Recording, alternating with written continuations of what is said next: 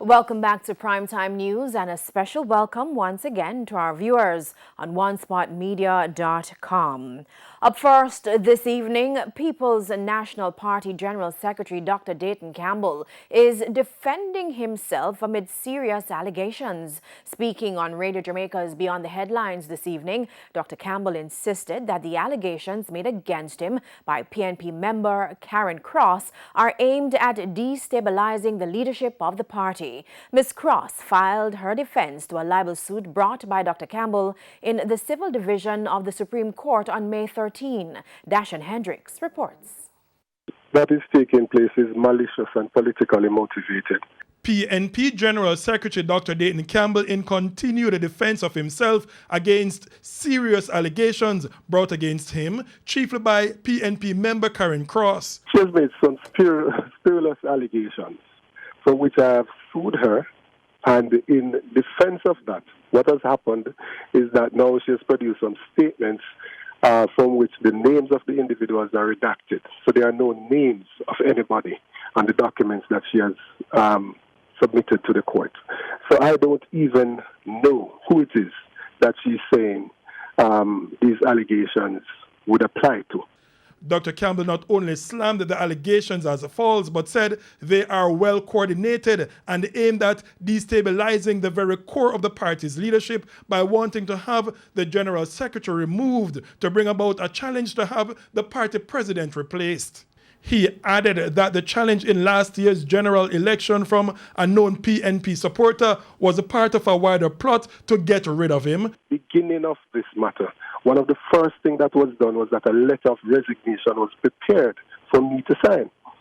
And even if you go on before that... Prepared by whom? By one of the defendants, one of the persons who is also being sued by me.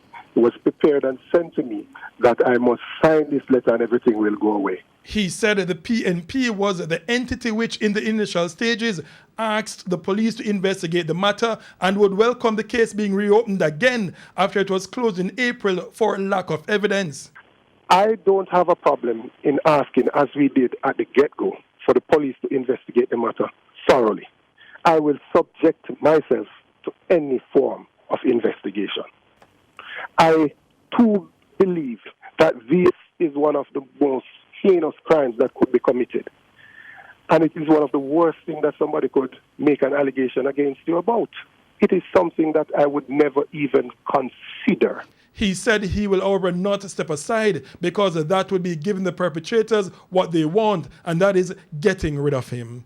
Dashan Hendricks, TVJ News.